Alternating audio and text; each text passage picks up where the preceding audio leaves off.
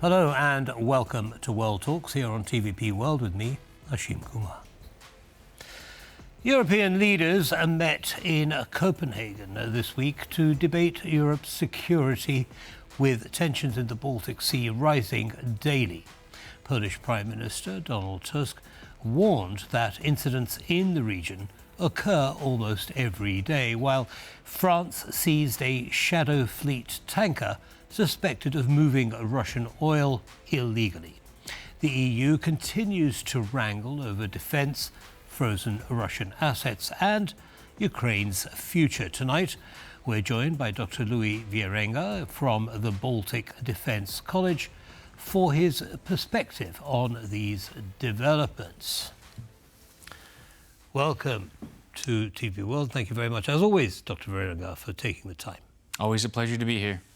Thank you. So good to have you. So let's start with where this conference is being held, Copenhagen, Denmark. Now, Denmark has been the recipient of various drone incursions, quite a lot, in fact, the last ones that we've heard of. Why Denmark? Well, Denmark is, of course, one of the Nordic Baltic 8 countries. They're a very strong supporter of Ukraine, as are several other EU and NATO member states. And they're also having, well, that one was yesterday. They had a different EU leaders meeting today. And I think that this was a platform for people to discuss the most pressing security needs and how to mitigate that and as the EU. And also with NATO, with Ukraine. And of course, the US was also on the agenda, I'm sure, but it was primarily about what the EU can do with the drone wall, for example, with how to monitor hybrid threats, with how to respond to hybrid threats, and how to really support Ukraine. The discussion also focused on well, it didn't actually happen, but the unfreezing of Russian assets to give, I think, around 140 billion euros to Ukraine to further support them in what they face the war of aggression from Russia. You talk about all of these things. Let's start with hybrid warfare, for example. Mm-hmm. I mean, this is not new, right? Russia's been doing this for well over a year and a half, something like that, against NATO and EU countries, and still it seems as though EU's sitting there having conversations about what to do, how to respond. When are they going to come up with a concrete response that makes a difference, do you think? Well, I think that a lot of these meetings, these high-profile meetings, that is one of the takeaways, that there is a lot of talk that shifts the discussion in the right direction, but when is the action ensuing? And I think that there was some frustration about the decisions made on, as I mentioned, the Russian assets not yet being unfrozen due to the legal procedure that may be enacted against Belgium, should they go ahead and do that, but also the agreement on the drone wall and where it sits. So the kind of main idea is that most member states want it to be at the national level. But I do think, mentioning hybrid warfare, I mean, we're getting closer and closer and closer to a really bad situation. I believe it was the German Chancellor who mentioned that we're not at war, but we're not at peace. The NATO strategic concept says, agreed on by all allies, that the Euro-Atlantic is not at peace.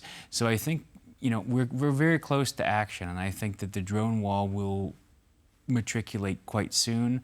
Which is basically going to shoot down drones?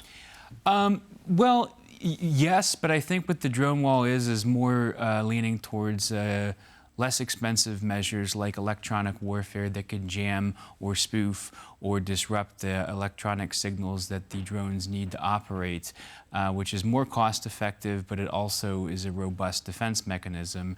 And the drone wall is not really a physical wall per se, it's a layered mechanism which relies on member states' capabilities. So which member state has the stronger capabilities in these areas, that's what they would use as sort of a uniform response. But I think that the political issue is that a lot of member states didn't want it to be controlled by the Commission.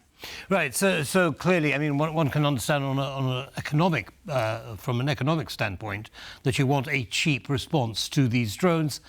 Using fighter jets to shoot them down is disproportionately expensive. That's fine, but do you think that's what's going to happen? Take, for example, the 3 Russian fighter jets that went into Estonian airspace. They were there for 12 minutes. Do you think the EU is now ready to say, well, any more jets come into our airspace, will shoot them down? Well, I mean, saying one thing and doing another thing is, those are they can be two different things. Now, I think that the really acute understanding of what Russia is doing when they use drones and airplanes to violate Allied airspace is it is a testing, it's border testing, or boundary testing, excuse me. They want to see how much they can get away with, if there's going to be a hair trigger response, or if there's going to be a more diplomatically and politically cautious response, because, I don't believe that they're willing to test NATO yet.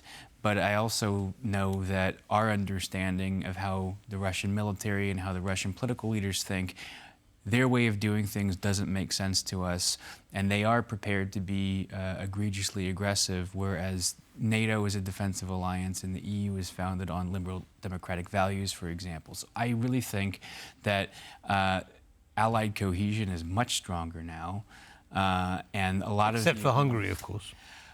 Yeah, but Hungary is a NATO ally, and they have on the one hand, Prime Minister Orban is a really strong supporter of U.S. President Donald Trump, and on the other hand, the European Council has floated the idea of going to qualified majority instead of consensus-based. So these are the types of discussions that would be almost unheard of just a couple of years ago, which I think speaks volume to where we are with the security environment, which gets back to your point about talking and action. I actually do think, and I'm not just being overly optimistic, I really do think that the ball is now rolling. And to give another example, the Germans think that this drone wall is going to take several years, and the Latvian Prime Minister says that it will take not that long. I think she said 2 to 3 years, I might be mistaken, but relatively shorter. And the idea is to prepare Europe to be able to fully defend themselves against Russia by 2030. But we need to be able to do that now. Well, I'm sure there are lessons that we could learn from Ukraine, aren't there? I mean, they're highly experienced and innovative when it comes to drone warfare.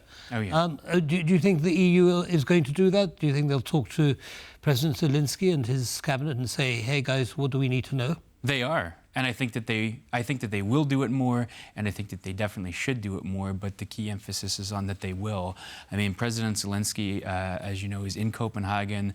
He had Ukrainian military personnel in Denmark, training them on how to use drones with their own experience from the battlefield, because this is now a completely different game changer. I mean, European defense has really focused on different types of missiles, different types of air power, not yet drones. And I think the key message is that we're not where we need to be with drones. Right. So who better to talk to than the Ukrainians? Absolutely. I'd like to move on now to another area, and that is economic defense, or economic warfare, if you like, with the shadow fleet. Now, sanctions have been imposed on the export of Russian oil and gas, and they don't seem to be working terribly well. It's still getting out of Russia.